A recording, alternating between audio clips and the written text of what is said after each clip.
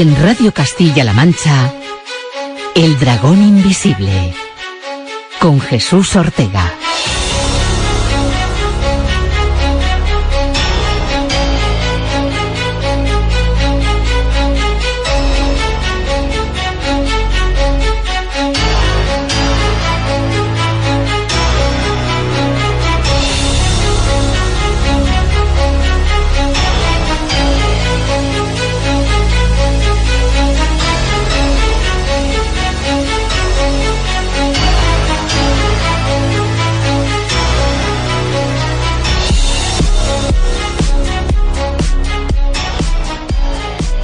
Es un viejo amigo, John Watson. ¿Afganistán o Irak? Disculpe. ¿A cuál fue? ¿A Afganistán o a Irak? ¿Qué opinas sobre el violín? Perdón, ¿qué? Toco el violín mientras pienso y a veces me paso días sin hablar. Quizá le molestaría como potencial compañero de piso. ¿Le has hablado de mí? Ni una palabra. ¿Y quién ha dicho nada de compartir piso? Yo, esta mañana le dije a Mike que debo de ser un hombre difícil para compartir piso. Y aparece justo después de almorzar con un viejo amigo que se ve que acaba de volver de servir en Afganistán. No hay que ser muy listo. ¿Cómo sabía lo de Afganistán? Le tengo el ojo echado a un pisito en el centro de Londres. Entre los dos podríamos pagarlo. Nos vemos allí mañana a las 7 de la tarde. Lo siento, tengo que irme. Creo que me he dejado la fusta en el depósito. ¿Y ya está? Sí, ya está. ¿Qué? Nos acabamos de conocer y vamos a ir a buscar piso. ¿Algún problema? No sabemos nada el uno del otro. No sé dónde hemos quedado, ni siquiera sé su nombre. Sé que es médico militar y que le han enviado a casa por invalidez desde Afganistán. Sé que tiene un hermano que se preocupa por usted, pero no quiere pedirle ayuda porque no aprueba la vida que lleva, quizá porque es alcohólico. O porque acaba de abandonar a su mujer. Y sé que su psiquiatra cree que tiene cojera psicosomática, con muy buen criterio, me temo. Basta para seguir adelante, ¿no le parece? Me llamo Sherlock Holmes y la dirección es calle Baker 221B.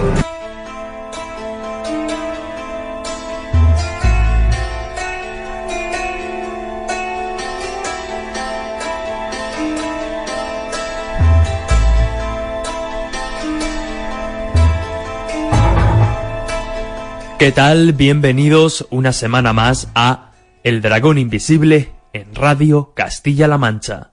Si yo os digo la famosa, la archiconocida muletilla, a la par que apócrifa y jamás dicha o jamás escrita en el canon elemental, mi querido Watson, inmediatamente pensamos en Sherlock Holmes, el detective más famoso de todos los tiempos y sin duda uno de los personajes más conocidos, más reconocidos no solo de la historia de la literatura, también de la historia de la ficción, porque es también uno de los personajes más adaptado, con más adaptaciones, ya sea en el cine, ya sea en la televisión, en los seriales radiofónicos, en el teatro, en obras que se aprovechan del personaje para crear algo distinto, los pastiches que podríamos llamar, o las adaptaciones, pero estoy seguro de que todos vosotros lo conocéis.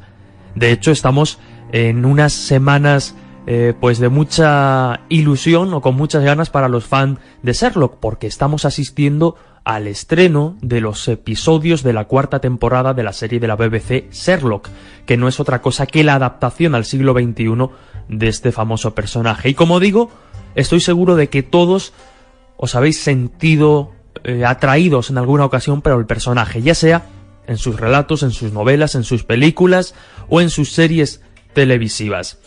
Esta semana en El Dragón Invisible precisamente queremos profundizar. Lo haremos en un primer momento, en cuestión de minutos, analizando o dibujando un poco el perfil del personaje en la ficción y más adelante yendo más allá, viendo qué hay de realidad tras el personaje. Porque lo cierto es que si bien se trata de un personaje de ficción con muchísimo peso en la cultura popular, con muchísimo adaptaciones, con muchísimas ramificaciones, pero tiene un trasfondo real. Sí, real. Y lo vamos a analizar. ¿Qué personaje inspiró a Conan Doyle para crear a Sherlock Holmes? ¿Se pueden llegar a desarrollar determinadas capacidades de análisis, determinadas capacidades de observación para llegar a esos niveles de deducción de Sherlock Holmes? Pues queremos profundizar precisamente en todo eso. Pero como digo, hemos hablado con Alberto López Aroca, escritor y editor apasionado de la figura de Sherlock Holmes, pues autor o recopilador de diferentes obras que ha recopilado en ensayos como Sherlock Holmes en España, y como digo, pues un absoluto conocedor de la figura de este personaje. Y le hemos preguntado precisamente pues cuándo nace Sherlock Holmes, y esto es lo que nos contaba. El cuándo técnicamente es 1886, que es cuando se le ocurre a Arthur Conan Doyle crear un personaje. Él escribe la primera novela a lo largo de 1886 y se publica ya a finales de ese mismo año en la revista Beaton's Christmas Annual, el especial Navidad de 1887, que saldría pues sobre noviembre o diciembre casi ya del año 86. Pues justo ahora en estas fechas se están cumpliendo precisamente los 130 años, ahí es nada, de la creación por parte de Conan Doyle de este personaje de Sherlock Holmes. Y todavía seguimos disfrutando y apasionándonos a día de hoy con sus historias, como digo, ya sea a través de sus novelas, de sus relatos, o a través de ficciones televisivas como la de la BBC, como la de Sherlock, de la cual pues escuchábamos un extracto, un corte al inicio del programa. Pero le preguntábamos también a Alberto López Aroca precisamente por algo casi imposible, que nos hiciera un breve resumen de la biografía de este personaje en la ficción. Los datos que sabemos con certeza de Sherlock Holmes son muy pocos. Sabemos que debió nacer pues aproximadamente entre 1850 y 1860, porque en algunos de los casos más tempranos sabemos que transcurren en fechas allá por el año 1875 o así. También se sabe que poco después, entre esa fecha y 1880, él ya está en activo como detective consultor en Londres. Por cierto, esto es casi una nota al pie, lo de detective consultor es distinto de ser detective. Sherlock Holmes se define como detective consultor, es decir, es un especialista al que acuden otros profesionales, léase otros detectives o la misma policía, ¿vale? Uh-huh. Ese es el asunto y esa es la especialidad suya, digamos. Es un detective especialista al que acuden los otros detectives cuando ya no pueden resolver el asunto. Y él está en activo durante 23 años, hasta 1903, que es el año en que se retira. Se retira a una granja en Sussex, pues dando al Canal de la Mancha, y se retira a criar abejas. Y luego vuelve a estar en activo un par de años, justo a los inicios de la Primera Guerra Mundial. Porque es un caso que se llama Su último saludo en el escenario, Slashbow, y en el que atrapa a un espía alemán que estaba operando en Inglaterra. Y básicamente eso es así muy resumido y muy esencial, esa es su biografía.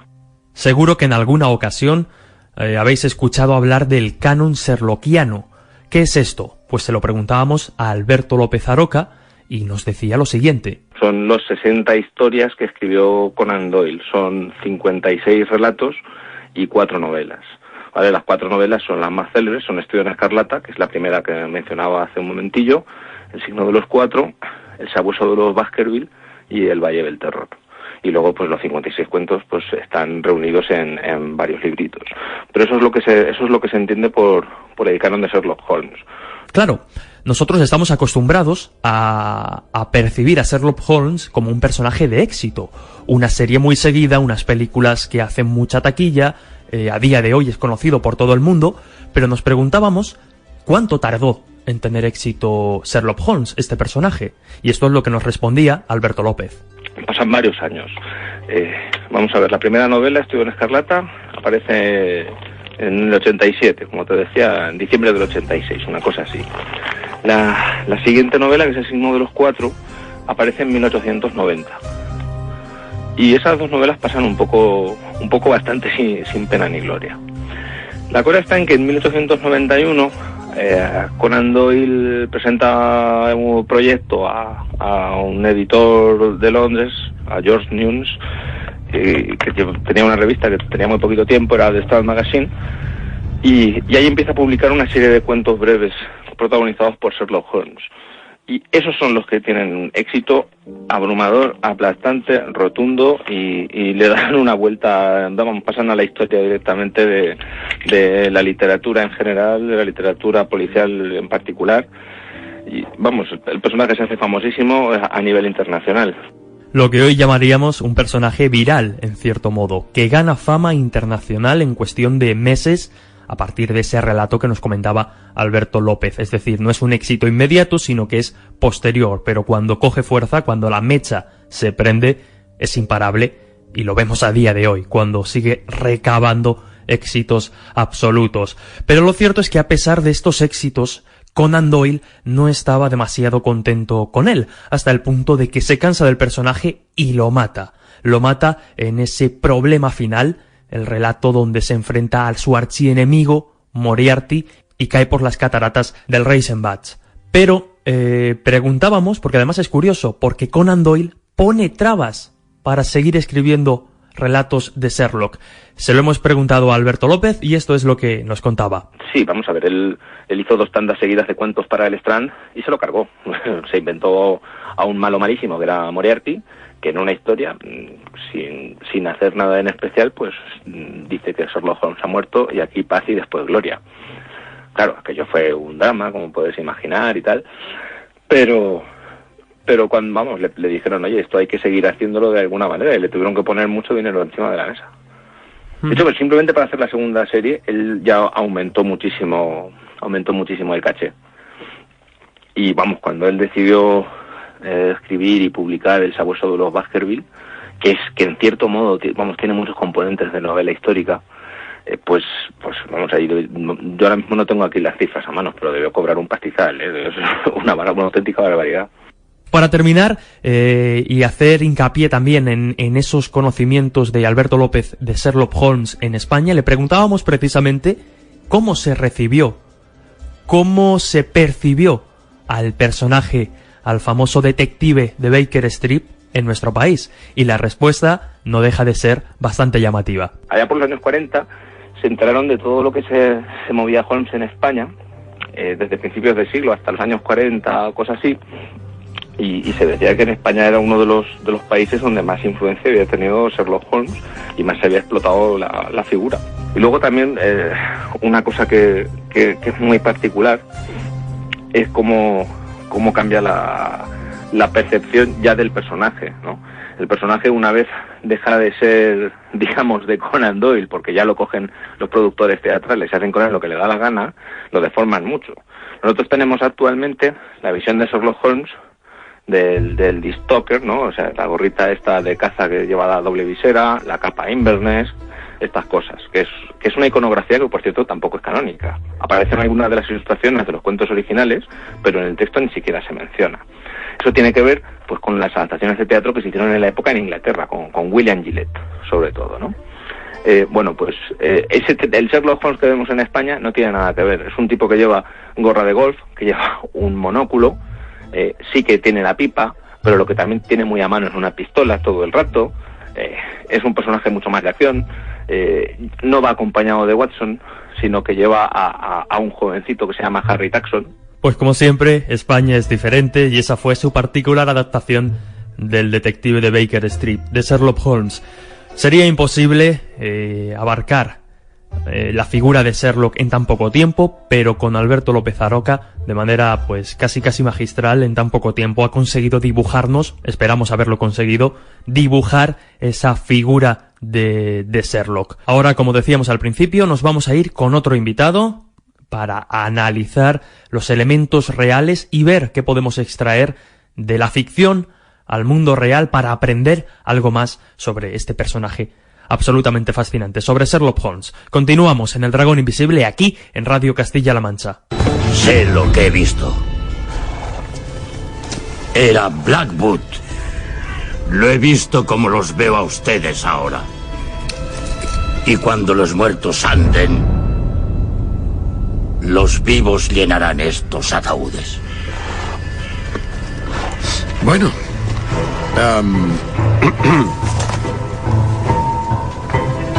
Bien, ciérrenlo y limpien todo esto. ¿De verdad cree que ha resucitado? La cuestión no es si lo ha hecho, sino cómo. La partida está en marcha. Seguid vuestro ánimo y mientras ataquéis, gritad Dios por Enrique, Inglaterra y San Jorge. Mire, Holmes, he visto cosas en la guerra que no alcanzo a comprender. En la India conocí a un hombre que predijo su propia muerte acertando cuántas balas lo matarían y dónde le alcanzarían.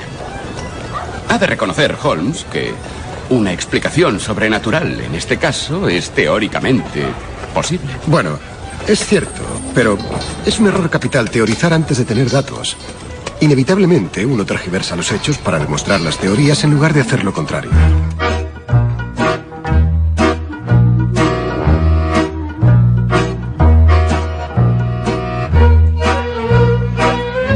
Se incorpora al Dragón Invisible y es un auténtico lujo y un placer recibir a Gustavo Romero. Él es informático y criminólogo, aficionado a temas de misterio, enigmas históricos y crónica negra, colaborador habitual en el espacio radiofónico Luces y Sombras, articulista de revistas como Más Allá o El Periódico Ideal y conferenciante en jornadas como las míticas clásicas ya de la Luz del Pardal en Albacete o las terceras conferencias solidarias del misterio celebradas en 2016 en Huétor. También en la primera jornada de Noviembre Negro en 2015 en Granada. Como digo, un auténtico lujo y un placer recibir a Gustavo Romero para hablar de Sherlock. ¿Qué tal, Gustavo?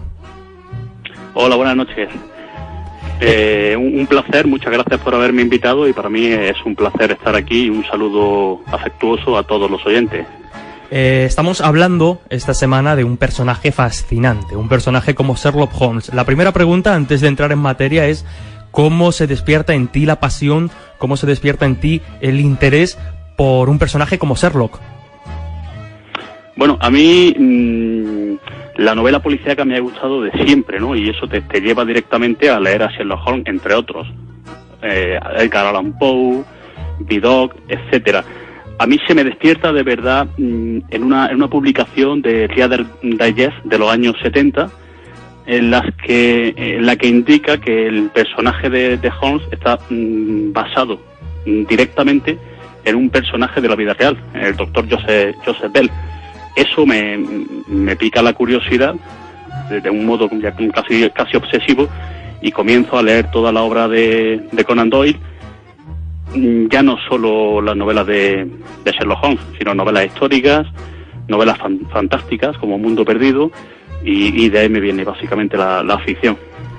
Ha salido ya el nombre de Joseph Bell y es que nosotros, si bien hemos dedicado los minutos previos a hacer un dibujo más o menos certero de la figura en la ficción de Sherlock Holmes, lo cierto es que ahora nos interesa centrarnos precisamente en esa parte real, en todo lo que oculta la figura del detective más famoso de todos los tiempos.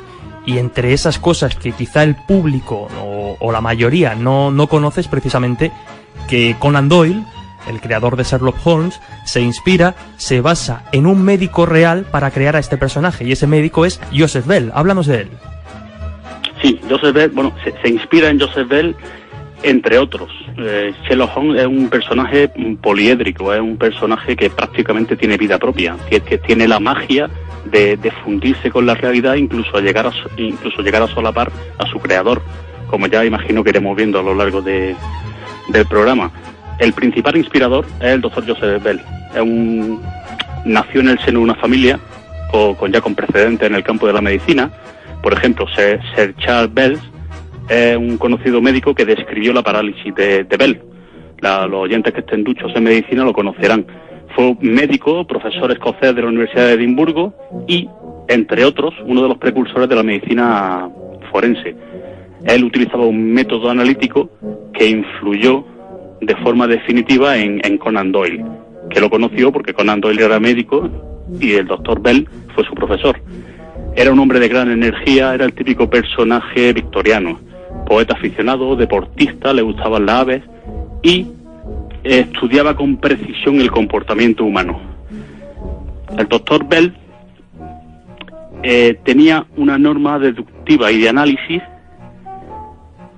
en la cual él siempre insistía a su alumno, por ejemplo, de la importancia de los pequeños detalles, el profundo significado de lo aparente, de lo trivial. Entonces, decía, casi todos los oficios dejan una marca exterior. Por ejemplo, a lo mejor las cicatrices de un minero no son iguales que las de un cantero. los callos, las marcas que puede dejar en la mano un carpintero no son las mismas que las de un albañil. Un soldado, por ejemplo, no anda igual que un marinero, etcétera. Entonces él tenía un método de observación que se fue sistematizando y que era bastante eficaz. Cuenta Conan Doyle una anécdota en la que habla de un caso auténtico. El doctor Bell estaba dando clases a su alumno, unas clases prácticas, y estaba auscultando a un paciente. Al terminar un reconocimiento superficial, le dijo: usted ha servido en el ejército, en un regimiento escocés, se ha licenciado hace poco y era un oficial de alta graduación, además destinado en Barbados, en las Indias Occidentales. El personaje, el paciente, que había acontecido y sorprendido, asintió, dijo que todo era cierto. El doctor Bell se volvió hacia su alumno y le explicó la metodología de su deducción. Era un hombre educado, era un hombre respetuoso, de porte digno, pero al entrar a la consulta no se había quitado el sombrero. Eso era una costumbre en el ejército, la de no quitarse el sombrero, con lo cual hacía poco que se había licenciado, porque todavía no había asimilado las normas civiles. Siendo una persona educada, había cometido una incorrección. Uh-huh. Luego tenía un cierto aire de autoridad, y por el acento y por la cara se infería que podía ser escocés. En cuanto había servido en Barbados o en alguna zona de Indias Occidentales, simplemente era por la enfermedad elefantiasis, que era una enfermedad típica de esa región en esa época. De hecho, Sherlock Holmes, en el intérprete de griego, prácticamente refleja esa anécdota al pie de la letra. Uh-huh. Estamos viendo cómo en ese pequeño detalle, ¿no?, de no quitarse el sombrero, pues a partir de ahí deduce todo lo demás. Y es sorprendente, todos los oyentes, hemos hecho hincapié durante todo el programa, lo seguiremos haciendo, todos los oyentes que conozcan a Sherlock Holmes, ya sea a través de las novelas o relatos de Conan Doyle, ya sea a través de las diferentes adaptaciones televisivas o cinematográficas, lo cierto es que, quizá me equivoque, pero yo creo que las personas que ven a Sherlock Holmes, al fin y al cabo, no deja de ser una especie de superhéroe cuyo superpoder es precisamente esa capacidad de análisis, esa capacidad de deducción. Claro, cuando somos conscientes de que estamos leyendo a un personaje de ficción, podemos anular en cierto modo la realidad, pero lo cierto es que Joseph Bell, quizá no con esas exageraciones o no tan exagerado, pero también llegaba a esos niveles de deducción y a esos niveles de análisis como hemos visto en este caso, ¿no? Sí, de hecho que Joseph Bell, él decía abiertamente, cuando la popularidad de Sherlock Holmes alcanzó cotas astronómicas, él decía que él era Sherlock Holmes. O sea, él era consciente de que Sherlock Holmes se había inspirado en él directamente. Uh-huh. Ya hemos visto, pues, en algún caso, como has comentado, ¿no?, este hombre que no se quitaba el sombrero debido a su disciplina militar o a su educación militar, pero ¿llegó a colaborar Joseph Bell de algún modo con Scotland Yard, con la policía o con los servicios para ayudar a resolver algún crimen real, algún crimen importante, digamos? Sí, pero esto primero habría que contextualizarlo, porque en la época, estamos hablando de mediados finales del siglo XIX, digamos que el derecho penal, la criminalística, aún no estaba fusionada, o no había esa concordia entre las ciencias forenses y la criminalística, o el derecho penal, los juzgados. La gente no llegaba a entender cómo por medio de reacciones químicas y tal se podía llegar a ciertas conclusiones. Hay un caso paradigmático de un médico que se llamaba Ernest Haas. Este médico en 1858, tenía aproximadamente unos 50 años, un poquito más, fue a Bayswater con su mujer. La mujer era unos 20 años menor que él. Alquilaron una habitación en una estancia, y este hombre pretendía en esa zona, en Bayswater, en las afueras de Londres, abrir una clínica de hidroterapia. Le dijo a su casera sus intenciones y se quedaron allí un tiempo sondeando el lugar. En la misma estancia, en la misma hospedería, estaba Isabella Bankit, que era una persona que poseía cierto encanto, tenía unos 42 años, su edad se aproximaba más a la de Smethurst que la de su propia mujer, y era una persona modestamente adinerada, ¿no? Tenía un historial médico de malestares digestivos ocasionales. El hecho de encontrarse con un doctor, pues le hizo que se desahogase con él, con sus dolencias estomacales y tal, y intimaron con el tiempo y llegaron a casarse. La pareja contrajo matrimonio, aun estando casado con su anterior mujer, el doctor contrajo matrimonio con Isabela. Total, se casan y se van a vivir juntos. Al poco tiempo Isabela cae enferma, tiene vómitos, diarrea, pues secuelas de sus dolencias estomacales. Al cabo de unos días de tratamiento, su marido, siendo doctor, ve que no mejora y llama al doctor local, un doctor que había donde estaban residiendo por motivos laborales. El doctor, un tal Julius, le receta cal por vía oral. Viendo que no se mejora, buscan una tercera, una cuarta opinión, pero la enfermedad va a más y esta mujer muere. El doctor Julius sospecha que esta mujer ha podido ser envenenada y, evidentemente, de forma subrepticia obtienen material del orinal de Isabela y lo analizan.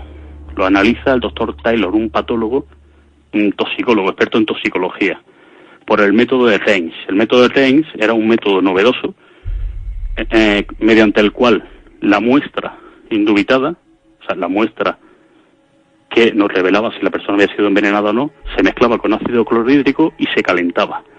Sobre una malla de cobre que se ponía encima, se tenía que formar una capa de un color gris oscuro.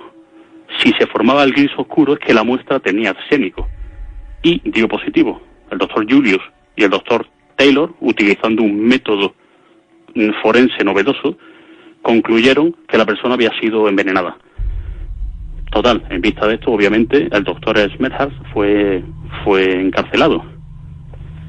Pero, cuando se celebró el juicio, se hizo la autopsia del cadáver. Y el cadáver desveló varias cosas. Primero, que Isabela estaba embarazada, de entre 5 y 7 semanas. Y que es verdad que el paquete intestinal, aunque estaba inflamado, no contenía arsénico. O sea, la autopsia contradecía la prueba toxicológica. ¿Qué pasa? La prueba toxicológica estaba mal. ¿Por qué? Porque Taylor llevó el procedimiento de forma correcta, pero la malla de cobre estaba adulterada de arsénico de pruebas anteriores. Con lo cual, esto fue un varapalo enorme para la ciencia forense. Luego hubo numerosos expertos que testificaron para la defensa y argumentaron que la muerte había sido por disentería, que no había sido por envenenamiento. Aún así, el doctor fue declarado culpable y se decretó su sentencia de muerte. Obviamente hubo protestas. La primera esposa del doctor solicitó el indulto, la petición de gracia incluso a la reina Victoria, y el hombre fue indultado. Fue indultado y liberado de la culpa. Aún así cumplió un año de cárcel por bigamia, por el delito de haberse casado con Isabela estando casada con su anterior mujer. Cumplió un año de prisión, salió y pleiteó para obtener la herencia de Isabela, lo cual obtuvo. Esta historia, ¿por qué la cuento? Porque hubo un cisma, la opinión pública se echó encima de las novedosas ciencias forenses. Entonces, el doctor Bell, aunque participó en ciertos casos, para no herir su prestigio, no quiso hacerlo de forma abierta. O sea, él no firmó ningún documento, ni en ninguna fase de ningún juicio. Él fue como testigo. Pero sí es verdad que participó en casos. Hay un caso, por ejemplo, el caso de Chantrel, Eugene-Marie Chantrel, que era un francés afincado en Escocia, que se había casado con una joven, con Elizabeth Dyer. Este personaje era un ser desagradable, odioso, y se jactaba en público diciendo que mediante sus conocimientos médicos era capaz de envenenar a su mujer sin dejar ningún tipo de evidencia. Curiosamente y extrañamente, al cabo de 10 años, Chantrel hace que su mujer contrate un seguro de vida por 1.000 libras y con una cláusula inusual. Solo se le pagaría esa cantidad al viudo si Elizabeth fallecía accidentalmente. Obviamente falleció accidentalmente. ¿Quién llevó el caso? Un tal doctor Carmichael.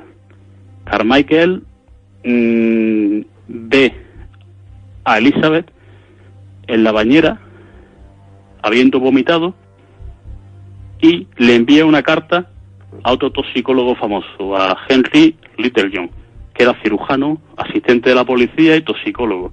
Henry Littlejohn era muy amigo del Dr. Bell.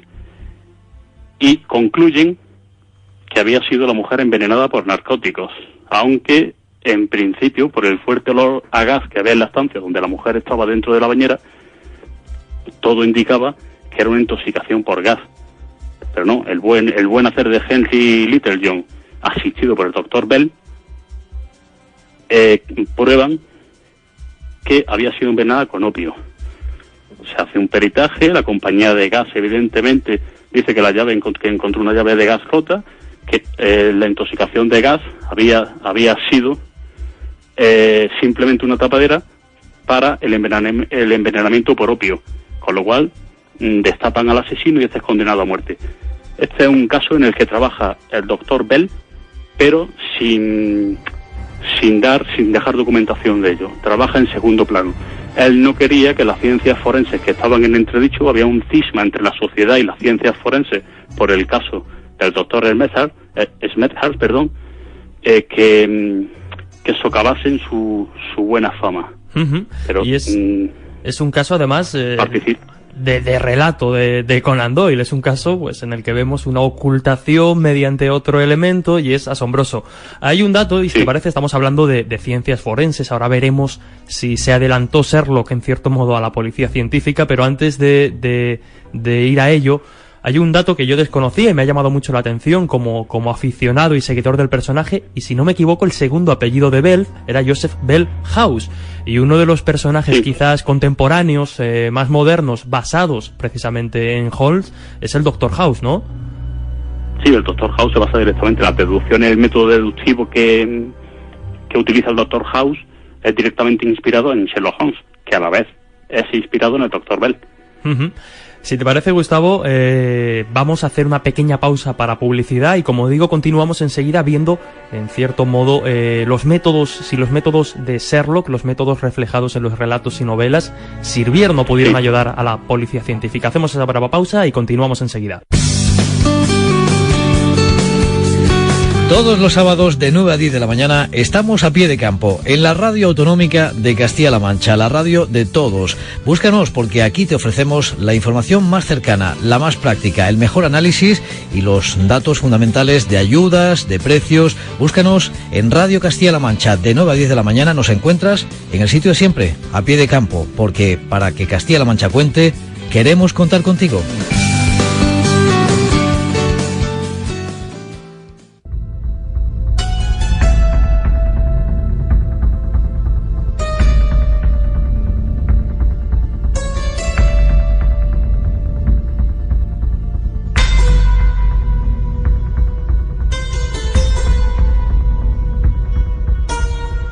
Atrévete a descubrir lo que otros no cuentan. En Castilla-La Mancha Media, El Dragón Invisible, con Jesús Ortega.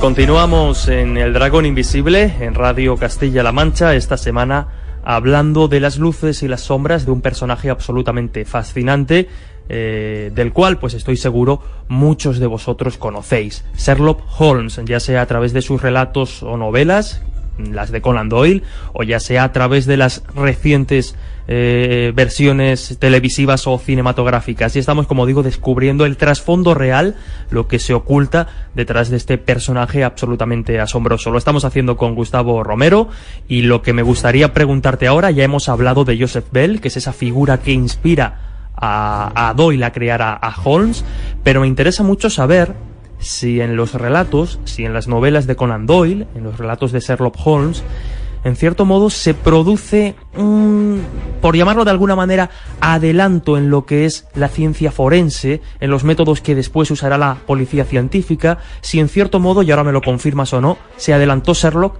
a estos métodos que más adelante utilizará la policía científica y la criminalística. Hay un personaje, un un investigador, un pionero, un vanguardista en ciencia forense que se llamaba Edmund Locard. Era francés, le decían el Holmes francés. Era licenciado en Derecho y doctor en Medicina.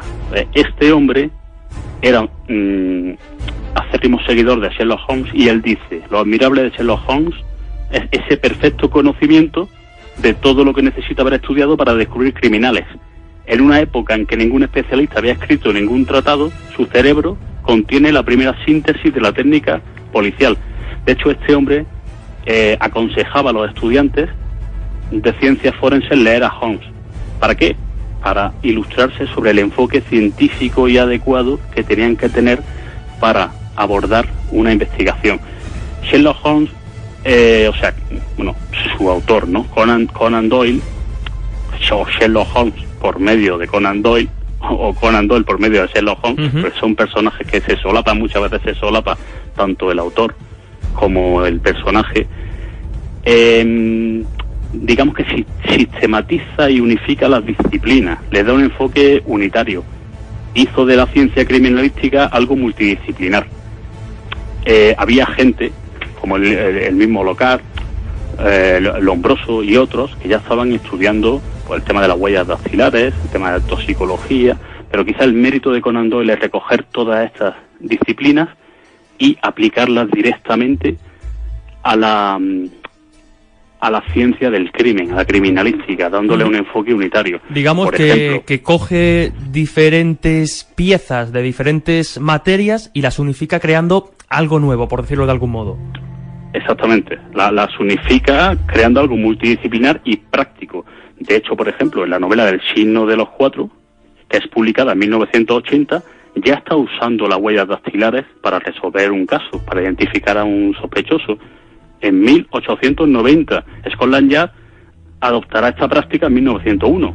O sea que digamos que es un pionero, se está adelantando, aunque las huellas dactilares ya se estaban estudiando con anterioridad, él está recogiendo las metodologías de vanguardia que se están desarrollando y dándole un enfoque práctico. Él es un observador perspicaz, es amante de los datos precisos, obviamente, y aplica un método muy riguroso. Por ejemplo, la conservación de pruebas. La cadena de custodia es importantísima, la preservación del escenario donde se ha producido el crimen. En una época coetánea, la de Doyle, en 1888 actúa Jack el Destripador. ¿Cierto? Aproximadamente él entre agosto, en un par de meses, septiembre, octubre, asesina a unas 5 personas, 5 prostitutas, como los oyentes sabrán.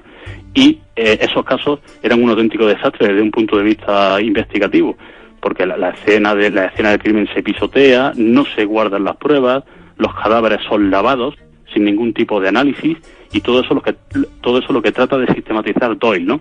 Preservar la escena del delito, no partir de apriorismos, o sea, no partir de algo que se suponga, sino deducirlo todo a partir de las pruebas.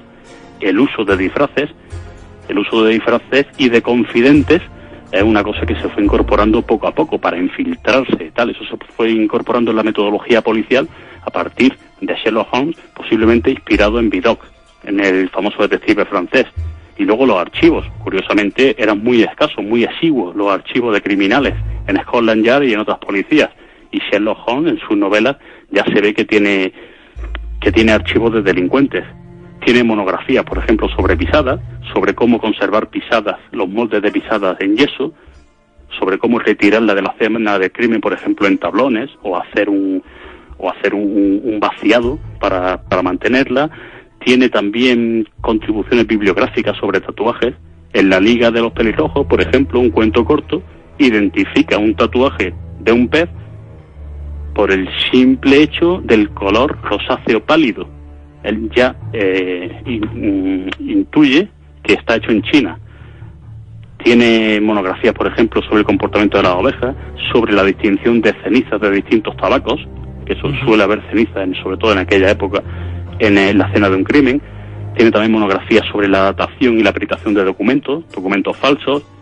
etcétera. O sea, además, vemos que un adelantado de su época. Vemos que Holmes, eso queda muy bien reflejado en las novelas, en los relatos, también en algunas adaptaciones, solo por lo que él llama, digamos, el desván, ¿no? Para no llenar demasiado su cerebro de conocimientos que a él no le sirven. Él tiene conocimientos únicamente de lo que le es práctico. Él no sabe nada de política, no sabe nada de historia, pero sí sabe precisamente pues diferenciar unas cenizas de un cigarrillo a las de otro.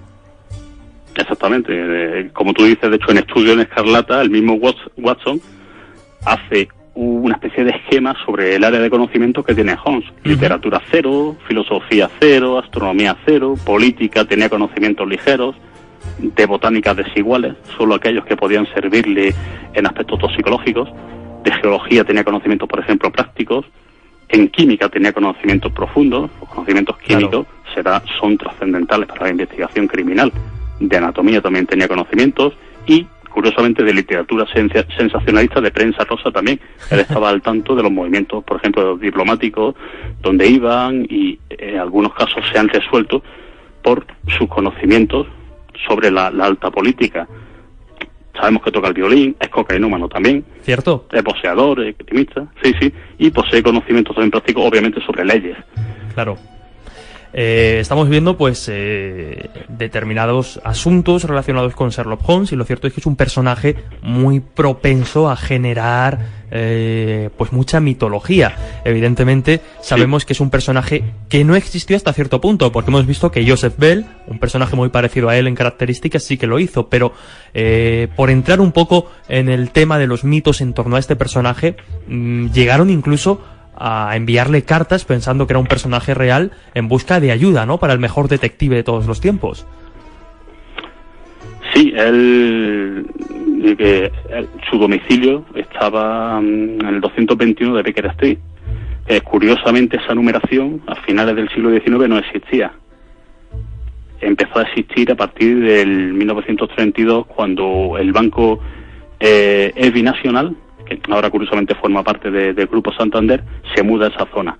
La sede de este banco la ocupa desde los números 219 hasta el 229. O sea que el 221B de Baker Street queda en ese rango que ocupaba el Binacional. En esos años ya hay una cantidad considerable de cartas destinadas al investigador. Es curiosísimo.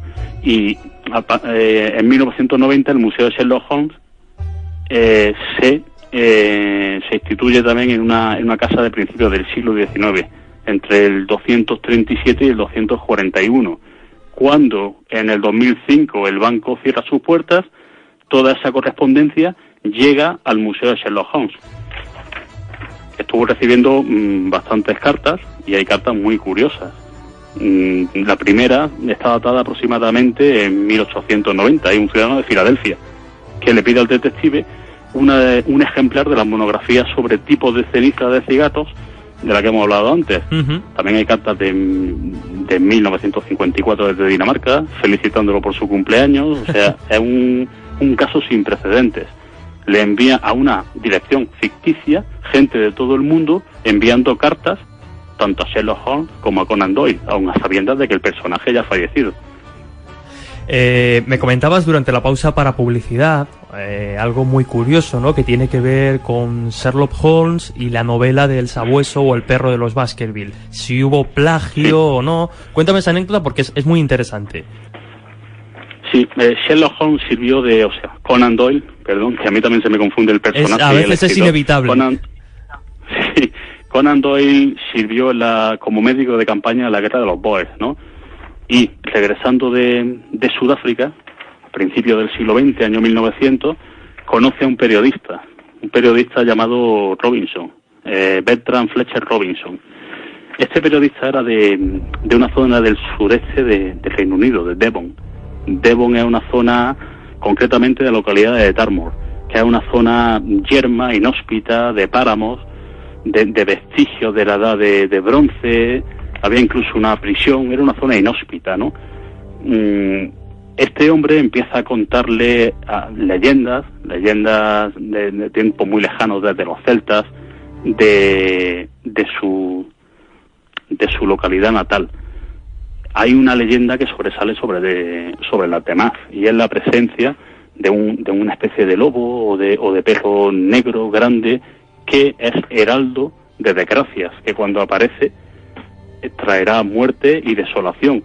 Esto era una leyenda muy asentada en esa zona, porque ya los romanos, por ejemplo, trajeron el mito de los griegos del cancerbero, los mitos egipcios de Anubis, que tiene forma de lobo, el gran lobo de la tradición nórdica, el lobo Fenris, que podía ocasionar incluso el fin del mundo. Entonces, basándose en esas leyendas, entre los dos piensan en publicar una novela, el famoso Sabueso de los Baskerville. En principio la novela se iba a publicar, iba a ser una copublicación entre los dos, ¿no? Lo que pasa es que a los editores de Doyle no les gustó la idea. No querían que Robinson ensombreciese a Doyle. Entonces al final la publica simplemente Conan Doyle. Le dedica una dedicatoria a Robinson en la primera edición, y en ediciones posteriores no hace referencia a ninguna. Hasta ahí es lo que pasó. En 1989 hay un psicólogo jubilado que se muda a Devon, curiosamente a la casa donde había vivido el propio Robinson, el periodista. Un día el jubilado está tranquilamente sentado en el salón, y una fotografía que estaba colgada en la pared, en la que aparecía Conan Doyle, se cae al suelo. Este hombre lo interpretó como una señal en la que el fantasma de Robinson lo avisaba de algo. El hombre empieza a investigar y se da cuenta de que el Sabueso de los Baskerville era una copia de un libro escrito por Robinson un año antes, titulado Una aventura en Dartmoor, su localidad natal. Empieza a investigar, y la teoría de este hombre es que Conan Doyle asesinó a Robinson por dos motivos. Primero, para evitar obviamente que se conociese el secreto, que había plagiado una novela suya, y además porque tenía una aventura con la mujer de Robinson, con Gladys Robinson. Esta mujer estaba un tanto frustrada porque su marido no podía tener hijos, con lo cual se enamoró de Doyle, tuvieron una aventura en secreto, y esto les llevó a los dos de forma paralela a asesinar a Robinson, a envenenarlo de una forma discreta. Doyle era médico y tenía los conocimientos suficientes para envenenarlo y que pareciese una muerte natural. Lo envenenaron con un compuesto de opio, con láudano, parece ser. Y hasta ahí bien.